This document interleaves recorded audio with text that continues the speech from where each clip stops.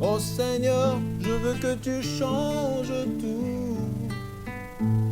Oh rocher, change tout. Oh Seigneur, je veux que tu transformes tout. Dans ma vie, change tout. Dans mon cœur, change tout. Dans mon cœur, je veux que tu transformes tout. Là-bas, dans le sac, là. Dans ma vie, change tout. Comme Paul de Tarse, transforme tout. Rencontre-moi dans ce chemin de Damas qui est ma vie, oh déraillée. Nous sommes toujours dans Gospel Power. Vous venez de suivre le frère Shango, Christelle Shango. On a essayé de faire un retro 2022 pour revoir. C'est ce que nous sommes en train de faire tout ce dernier temps. Vous allez revoir vos émissions que vous avez suivies en 2022 avant qu'on ne se relance en cette nouvelle année 2023. Je vous assure qu'il y aura des très bonnes choses que nous allons accomplir en cette année, évidemment, et puis l'année 2024, et puis voilà, de fil en aiguille, le prolongement de Gospel Power. Aujourd'hui, je suis très heureux, une fois de plus, en fin de cette émission, de vous donner une part belle. Le frère Hilarion est avec moi ici sur ce plateau. Je vais essayer de lui poser quelques questions sur notre société parce qu'on voit, même si on est chrétien, que les choses sont en train de changer sur la morale, sur le mœurs. Et nous aimerions évidemment apporter une petite réflexion là-dessus avec lui. Évidemment, on va essayer d'en parler. Frère Hilarion, bonsoir. Bonsoir. Comment vas-tu? Non, ça va très bien, mon frère Claver. Allez, Gospel Power, toujours à 17h comme d'habitude. Un habitué, évidemment. Comment tu te sens? Non, tout va bien, je me sens bien, je suis en forme. Magnifique. Alors, comment, en tant que chrétien, si on te demandait d'analyser notre société, la société congolaise, quelle sera ta réflexion sur le plan de la jeunesse, évidemment le mœurs, ainsi de suite, la société en général? Bien, merci. Vous savez que ce n'est pas une question qu'on devrait répondre d'un seul trait, parce que c'est l'objet de toute une étude. Mais d'emblée comme ça, je pense qu'on ne va pas se voiler le visage. Nous sommes quand même en train de traverser un moment, une époque où les choses ne vont pas bien, dans le sens de la morale. Je vais commencer par la jeunesse.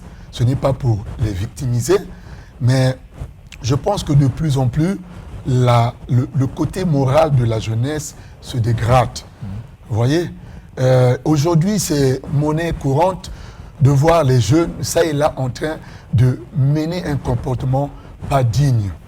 Et quand bien même les parents tentent de faire quelque chose, il y a même l'État qui cherche des voies et moyens pour chercher à insérer la jeunesse, mais il y en a qui ne se laissent pas faire maintenant. Donc la société, les choses à un certain moment ne vont pas bien, et je pense que nous avons intérêt à aller vers le changement de mentalité. Tu es un homme d'église, tu le vois très bien, et tu peux, tout comme moi, évidemment, apporter cette réflexion sur, on va dire, le pourcentage de la chrétienté ou de la religion chrétienne au Congo. C'est environ autour de 72-70% de chrétiens au Congo. Oui. Alors, comment expliquer cette dégringolade au niveau des mœurs, de la dépravation de mœurs et tout ce que l'on voit? Et on voit même ces choses rentrer dans l'église et ça devient tout à fait stupéfiant. On ne comprend plus rien. Qu'est-ce qui se passe? Bien, je vais commencer par là où ce que vous avez dit à la fin. Vous voyez, on voit même ces choses rentrer dans l'église. Mais c'est là tout le problème. Parce que c'est l'église qui est censée jouer le rôle comme du garant de la moralité. Mais si elle-même aujourd'hui elle est touchée, qu'est-ce qu'elle va donner à la société? Parce que je suis chrétien et nous, on nous dit que nous sommes le sel de la terre, la lumière du monde. Donc, le chaos est là, il est énorme. C'est pour cette raison que nous pensons qu'il faille que les choses soient reformées. D'abord au niveau de l'Église, et c'est cette jeunesse de l'Église qui sera à même d'aller dehors pour aller conscientiser les autres. Voilà comment je peux tenter d'apporter la réponse à cette question. Le problème se trouve dans l'Église d'abord. Ok. Est-ce que c'est le problème du clergé? Est-ce que c'est le problème du pasteur? Est-ce que c'est le problème des apôtres, évangélistes notamment? Je voudrais parler de responsables de l'Église, ou c'est un problème qui est ailleurs, ou c'est peut-être à la cellule de base qui est la famille? Bien. À ce moment, je dirais que c'est une responsabilité qui est partagée. Quand on revient à l'Église, le berger, il est comme papa à la maison. Donc, il fait ce qu'il peut faire à travers la parole de Dieu. Il donne des enseignements et il conscientise. Maintenant, ça dépend de ceux qui reçoivent. Maintenant, si ceux qui reçoivent ne s'efforcent pas à pratiquer, ça sera difficile. Bon, dans un autre cas, il y a des bergers aussi qui donnent quelques enseignements qui pourront désorienter les jeunes. Mais il y a des gens, aujourd'hui, une certaine opinion qui dit que le problème ne se trouve pas au niveau des enseignements, mais le problème se trouve au niveau de ce que l'esprit de celui qui enseigne transmet aux enseignés. Notamment, la consécration n'existe plus. Les pasteurs se consacrent moins aujourd'hui. Ils sont plus dans la débauche, évidemment dans tout ce qui est dépravation de mœurs eux-mêmes. Et du coup, ils n'ont plus rien à inspirer à ceux qui le suivent. C'est dans la transmission de l'onction. Il y a ce changement-là. Et il y a une certaine opinion qui dégage cette réflexion. Pensez-vous que c'est le cas ou pas? Bon, ce n'est qu'une opinion. Ce n'est pas une opinion que je vais attaquer tout de suite. Oui. C'est en partie vrai. Parce que, je l'ai dit tout à l'heure qu'on ne va pas se voiler le visage, il y a certains de ceux-là qui sont appelés à enseigner la parole de Dieu, mais qui tapent à côté. Mais évidemment, c'est parce que l'esprit n'est pas celui-là qui devrait travailler. Donc, si déjà l'on est habité par un esprit impur, il ne pourra pas donner la pureté. Même si l'enseignement est bon. Même si l'enseignement est bon, mais la nature de l'enseignement n'est pas bonne. La nature n'est pas bonne, donc c'est de l'impureté que l'on va recevoir. Ça, c'est d'un côté. Mais de l'autre, on ne va pas dire tout de suite que tous ceux qui enseignent la parole de Dieu sont dans le faux. Il y en a qui sont dans le vrai. Ils s'égorgent à transmettre la parole de Dieu. Le problème à ce moment est du côté de ceux qui reçoivent, de nous qui recevons.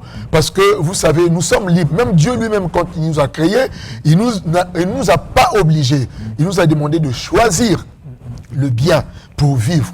Donc, il y en a qui choisissent le mal pour ne pas vivre. À ce moment, on ne va pas mettre le tort sur le pauvre enseignant de la parole de Dieu, qui est le pasteur, je ne sais pas, le berger, et ainsi de suite. Ce problème d'onction. Aujourd'hui, on va parler juste d'un aspect. L'aspect Koulouna, l'aspect bébé noir. Les gens ne savent plus comment faire, ni aller évidemment, dans, on va dire, l'éveillé des prières pour invoquer Dieu. Pourtant, à l'époque, c'était monnaie courante. Dans les années 90, les gens se donnaient à cœur joie pour aller prier. Évidemment, soit à la Belle Étoile, faire de carême, de jeûne. Et tout ça, ça a disparu simplement à cause d'un phénomène, le phénomène bébé noir. Les gens ne vont plus prier dans les églises le soir parce que de peur d'être pris par, évidemment, cette frange de personnes malfrats.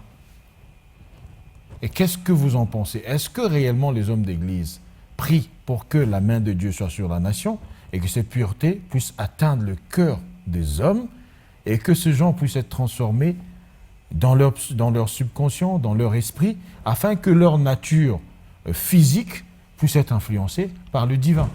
Ah ben oui, nous croisons quand même des affiches, des banderoles, ça et là, où il y a des retraites spirituelles, des séminaires, et où on consacre le pays entre les mains de Dieu.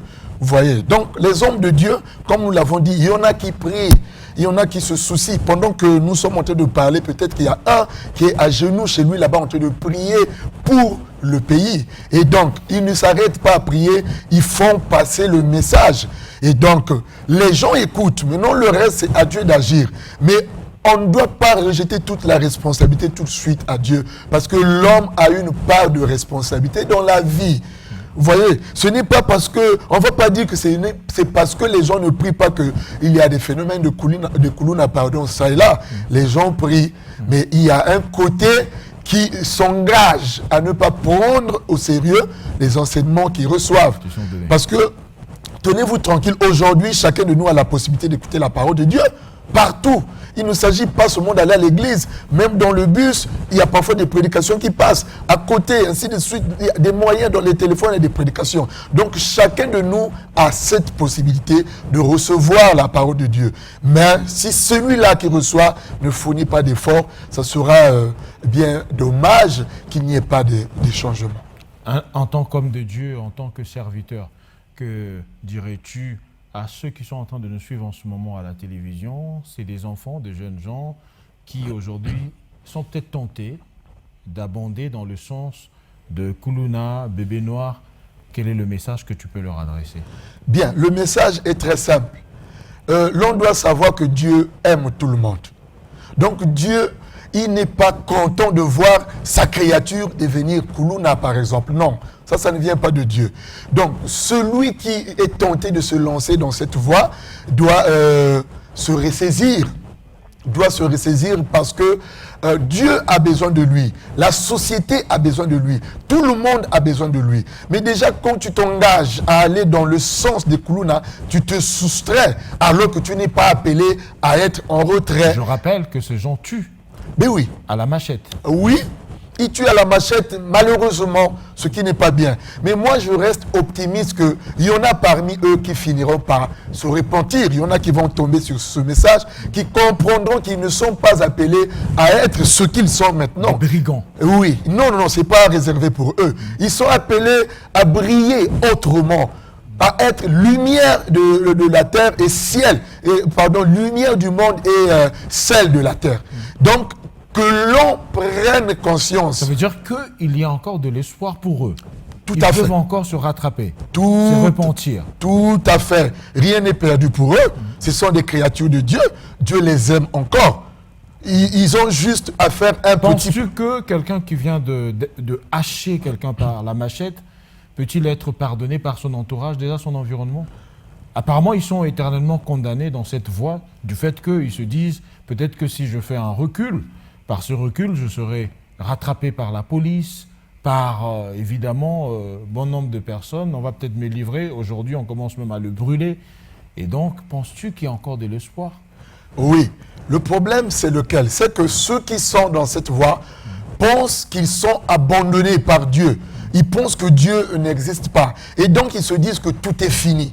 Vous voyez, celui qui se retrouve dans une situation où il sait qu'il a mal agi, il a été brigand, il veut se repentir. La possibilité est là. Parce que dès qu'il se repent, sa vie devient en totalité l'affaire de Dieu. Mais puisque c'est l'affaire de Dieu, Dieu saura comment l'épargner, comment le protéger, pourvu que ce soit une vraie repentance. À ce moment, je pense que c'est Dieu qui agira pour que même les autres oublient ce qu'il a fait. Parce que lui, il ne le fera plus, il ne le refera plus. Donc, il y a encore de l'espoir pour tout le monde. Parce que Dieu reste bon pour tout le monde. Surtout pour ceux qui ont le désir de venir vers lui. Merci. Comme d'habitude, on se voit, on est frères, on connaît comment ça se passe. J'ai fait un tour quelque part, je t'ai vu en plein studio en train d'enregistrer un son. Et puis finalement, par surprise, quelque part, j'ai vu des images. Ok? Je veux te surprendre. On va regarder ça, chers téléspectateurs, et nous revenons rapidement puisqu'on n'a pas assez de temps et on n'a pas beaucoup de temps. C'est juste cette bribe de temps qui nous a été donnée. Regardons ça et puis on revient tout juste après.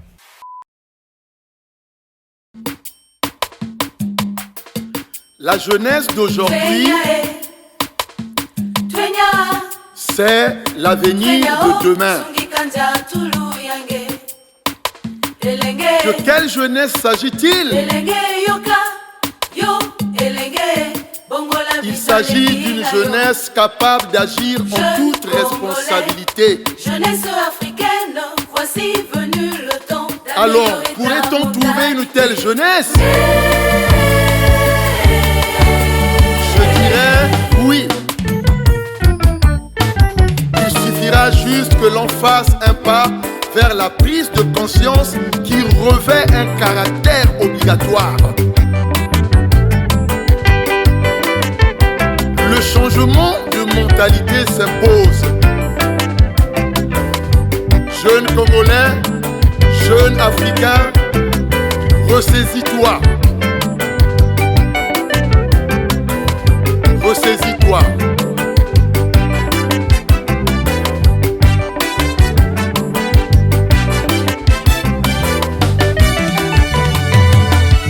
Twenyabika mambo nyonso ya imbiye. Twenyabika mambo nyonso ya imbiye. Ketwenyabika mambo ya imbi nyonso.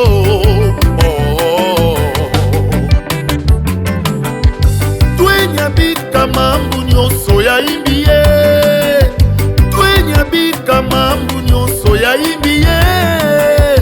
Ketwenyabika mambo ya imbi nyonso.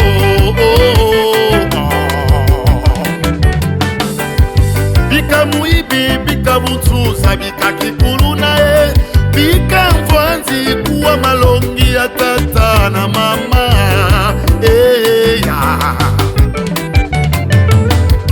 Bika muibi, bika butuza, bika kikulu nae. Bika mvanzi landa misikulu ya luke pesa. Twenya ho, twenya, twenya Twenya bika mambu nyonso. Twenya bika mambu ya imbi nyonso.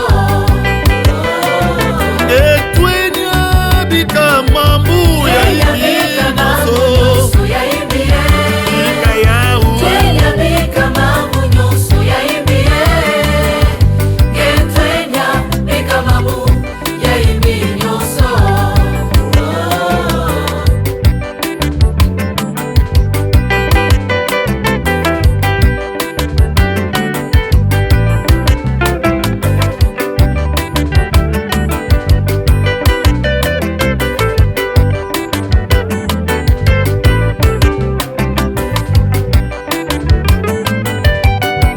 Kwenda na l'école, ngeke kutwa ndanduwe. Longo kakisalu, ngeke kutwa ndandu. Kanange sala mumbungu, ngeke kutwa ndanduwe. Atana bilanga, ngeke kutwa ndanduwe. Twenya twenya.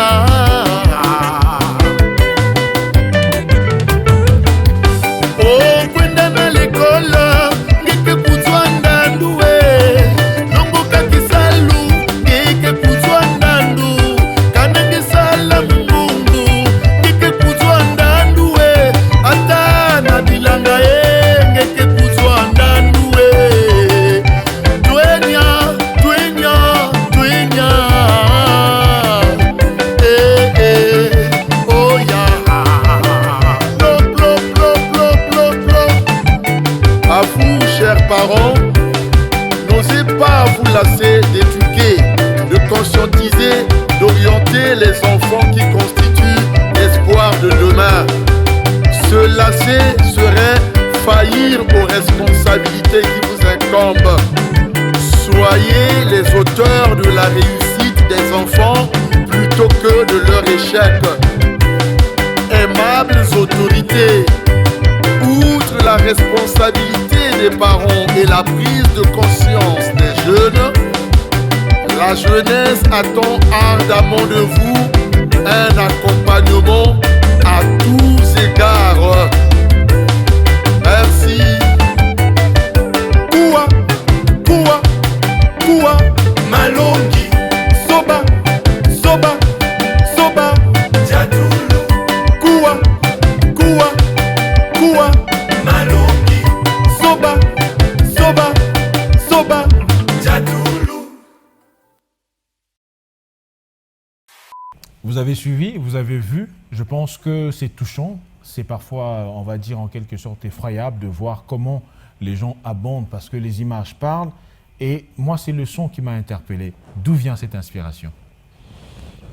Bon, c'est vrai que je souligne, hein, c'est une partie en Congo, il y a beaucoup de gens qui ne parlent pas Kituba et tout ça, et tous les mots qui ont été employés là-dedans. Mais le frère Hilarion, on va essayer de nous expliquer un tout petit peu pour ceux-là qui ne parlent pas Kituba et Congo. ok. Mais déjà, le titre de la chanson dit tout. C'est changement de mentalité. Vous voyez? Donc, tout ce qui est dit en Congo là va vers le changement de mentalité. Et puis, nous nous sommes arrangés à traduire un peu en bas là-bas. Vous verrez la bande, le sous-titrage en anglais et en français. Donc, le chant parle du changement de la mentalité parce que tout le monde est concerné. C'est vrai que c'est la jeunesse d'abord. Mais il n'y a pas que la jeunesse, il y a les parents. Il n'y a pas que les parents, il y a l'État. Donc, c'est une chanson qui interpelle tout le monde. Les jeunes, aujourd'hui, c'est ce que nous sommes en train de dire, pensent qu'ils sont appelés à se soustraire. Non. Nombreux sont négligés aujourd'hui de par eux-mêmes. Vous voyez, il y a 3 catégories de jeunes. Il y a les jeunes qui ne sont pas allés loin dans les études de par leur propre faute. Il y a les orphelins. Bon, oui, on va toucher cette catégorie. On prend d'abord ceux-là qui ont, les parents, ils ont été soutenus, les parents les ont accompagnés à l'école, mais de par eux-mêmes, ils ont choisi le chemin de fuir, d'abandonner l'école, ils se sont retrouvés comme égarés quelque part. Vous voyez, là c'est de leur faute. Mais ce n'est pas fini pour eux. Il y a une catégorie, les orphelins, ceux-là qui voudraient être soutenus, mais ils n'ont pas de possibilité, mais ils se sont arrangés et puis bon, ils se sont rendus compte qu'ils sont limités. Attention, je veux revenir juste un peu sur ce que tu as dit. Oui. Penses-tu réellement que les enfants qui abondent dans ce genre de phénomène, c'est lié à leur propre responsabilité? Ne penses-tu pas qu'il y a eu quelque chose qui s'est passé dans leur parcours? Soit chez eux à la maison, soit un enfant qui a été peut-être martyrisé, sur qui on a infligé beaucoup d'injustice. Il n'y a pas une raison qui pousse les enfants à aller dehors, à aller dans la rue. Bon, les raisons... juste, voilà, en 30 secondes. C'est juste une parenthèse que j'ouvre. Oui, les raisons, c'est ça. Parce qu'il y en a ceux-là qui nous suivent qui peuvent peut-être être choqués, qui sont dans ce cas-là. Oui, les raisons, c'est ça qui reste à déterminer. Mais ça dépend de cas. On ne dira pas que tous ceux qui se sont retrouvés dans la rue ont forcément été marginalisés à la maison. Voilà. Il y en a, c'est parce qu'ils ont commis quelques erreurs de par eux-mêmes. Mais d'autres, c'est effectivement parce qu'ils n'ont pas été bien orientés par les parents. D'autres encore, c'est ni les parents, ni eux-mêmes, mais c'est l'entourage, je ne sais pas, à la cité, au quartier. Donc, c'est un peu une responsabilité partagée, je voulais dire. On ne va pas centraliser cette raison dans un seul sens pour dire que ce sont vraiment les parents. Non.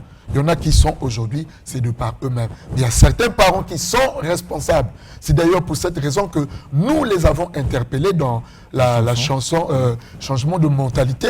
Les parents ne doivent pas se lasser d'orienter les enfants. Et l'État aussi a toujours ce rôle-là d'accompagner. Parce que même ceux qui ont abandonné les études peuvent toujours être insérés dans la société dans quelque manière que ce soit. Vous voyez le fond. Est-ce que l'État doit-il évidemment créer des écoles dédiées uniquement, consacrées uniquement à cette catégorie des enfants? Puisqu'on peut le remarquer même dans le lycée technique, ça devient fréquent, des combats de rue entre lycées. Et ça, parfois, ça nous donne pas envie de voir ce genre de situation. Et tout ça, c'est effroyable de voir les enfants en train de se battre, de se bagarrer avec des machettes. C'est vraiment peu soutenable. Et alors, penses-tu que tu peux demander, selon toi, tu penses que l'État peut aussi envisager, dans ce sens, une école spéciale dédiée aux enfants de cette catégorie? Oui, nous l'avons demandé dans notre chanson, pardon. Il y a un endroit où nous avons parlé à nos aimables autorités. C'est vrai que les parents vont conscientiser les jeunes et les jeunes eux-mêmes voudront prendre la conscience, mais l'État, nous sollicitons, nous pensons qu'ils doivent toujours nous accompagner. Et l'accompagnement, c'est en insérant cette catégorie des jeunes. Bon, peut-être qu'il y en a ceux qui vont vraiment s'entêter. À ceux-là, bon, l'État gère, il y a la loi qui est là. Mais il y en a qui sont souples. On peut les sortir de là où ils sont et puis les insérer effectivement en créant des écoles, je ne sais pas, de formation. C'est toujours possible. Ils peuvent aller faire le chant aussi. Oui, mais tenez-vous tranquille, les chants, les inspirations, ça ne manque pas. Ce que je vous dis là, c'est l'objet de... Oui, allez faire, allez faire les chants. Oui. Tout ça, nous l'avons dit. En fait, c'est quoi le problème? C'est que nous avons un petit souci dans la notion du travail. Nous pensons que travailler, c'est forcément, il faudra que l'État... Dans un bureau. Dans un bureau. Oui. Non, celui qui n'a pas pu faire les études peut aller faire les chants. Même celui qui a fait les études, mais qui jusqu'à maintenant n'est pas encore inséré. En attendant, l'État peut apprendre un métier, peut faire un petit commerce. Vous voyez? Bon, c'est lui qui pense que faire les chants, c'est trop dur. Pourtant, c'est le chant, l'agriculture qui a développé la Chine, les États-Unis, la France, l'Allemagne, tous ces pays dont on parle, des pays puissants du monde. Oui, mais effectivement, on ne va pas faire, je ne sais pas, de la politique, mais on a vu le président de la République nous orienter vers les champs. Mais ça doit commencer par nous, par chacun de nous. Donc, aller faire les champs, c'est quelque chose qui peut faire développer tout un pays. C'est pour cette raison que nous avons dit aux jeunes, si tu penses que ça n'a pas marché à l'école, mais va faire les champs. Et l'État vient maintenant pour accompagner. Nous avons demandé l'accompagnement à tous égards. Les autorités viennent pour accompagner et l'on se développe. Et il n'y a pas que les champs, il y a des métiers, l'informatique, ainsi de suite, magnifique. Des petits commerces. Magnifique. Un mot de la fin, puisque le temps est très court, vraiment très très court. Un petit mot de la fin, s'il te plaît. Bien, merci. Le mot de la fin, c'est que nous sommes très optimistes. Nous pensons qu'à travers le message que nous avons dans le champ changement de mentalité, au moins une personne sera touchée. Et cette personne qui sera touchée pourra aller de l'avant pour faire toucher d'autres personnes. Parce que le changement de mentalité revêt un caractère obligatoire de nos jours. Il faudra que la jeunesse se ressaisisse. Merci. Au revoir, chers téléspectateurs. À nous revoir prochainement avec le même plaisir sur DRTV International. Ciao. Oh Seigneur, je veux que tu changes tout. Oh rocher, change tout. Oh Seigneur, je veux que tu transformes tout. Dans ma vie, change tout. Dans mon cœur, change tout. Dans mon cœur, je veux que tu transformes tout. Dans ma vie, change tout. Comme Paul de Tarse, transforme tout. Rencontre-moi dans ce chemin de Damas, qui est ma vie, oh déraillée.